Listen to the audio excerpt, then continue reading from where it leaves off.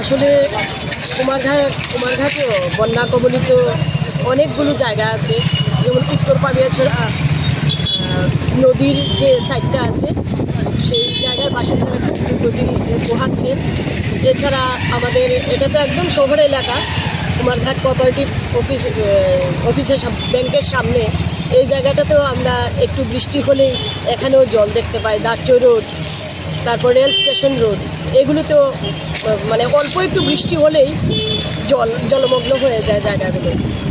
এটার মূল কারণ মনে হচ্ছে যে পপুলেশন স্বাভাবিক এই জায়গাতেও বাড়ছে, পুরো রাজ্যের সাথে বা পুরো ভারতবর্ষের সাথে পপুলেশন দিন দিন বাড়ছে। তার কারণে মানুষ জায়গা জমি ভরাট করে নিজের বাসস্থান তৈরি করছে। এর জন্য ড্রেনিং যে সিস্টেমটা আছে, ড্রেনিং সিস্টেমটা আমাদের এখানে একটু কম আছে। বিভিন্ন জায়গাতে যে জায়গাগুলিতে কম আছে সেই জায়গাগুলিতেই মানে জলটা জমে যাচ্ছে। আপনার কি মনে হচ্ছে নিকাশি ব্যবস্থা কি সঠিকভাবে ব্যবস্থা না থাকার কারণে এই সমস্যা হচ্ছে?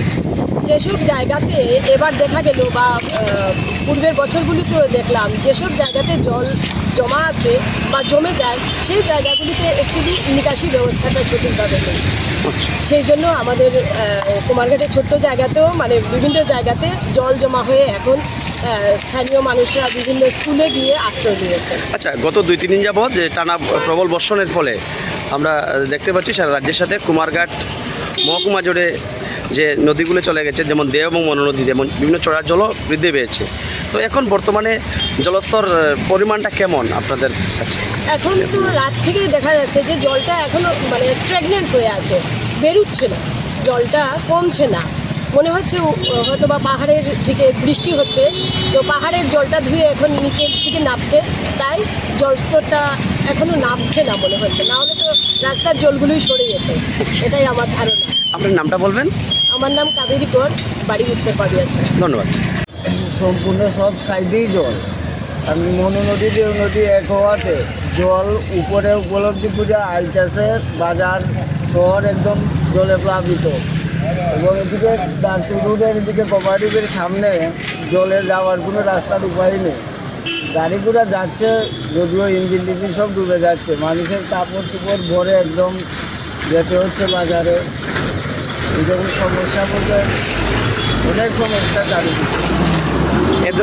এ ধরনের সমস্যাটা কি এবার নতুন না এর আগে হয়েছে? সবসময় এরকম হয়। প্রতি বছর এই ফ্লাড হলেই শহরটা ডুবে যায়।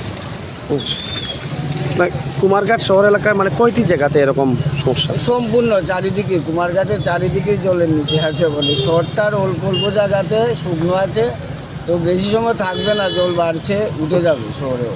আচ্ছা, কী নাম আপনার? বকুলচন্দ্র দাস। ধন্যবাদ। ঠিক আছে দাদা, হ্যাঁ।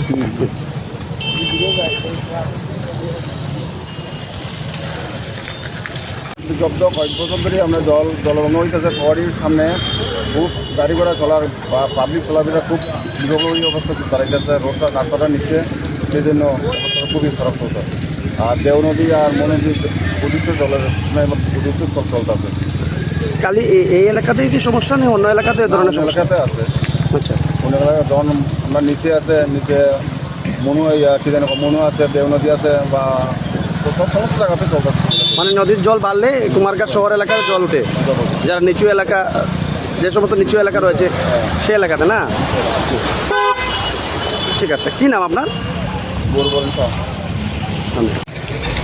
Daina Group of Institution Bangalore tabuk 10-12 pass tengnai bagi kaham ser tubujaka. Porinani shepman sinai free admission ni bisintui. Tebu shepman nai government scholarship by college fee. Hostel fee simi 3,500 rikheno ongnai.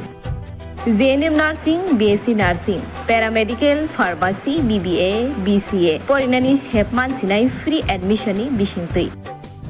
Free admission ni bisingtui norokni imangno mukthang slamnani bagai koringdi e debormabai bini kokdukungkha 7005539389 9233706879 dakti koringdi limited seat।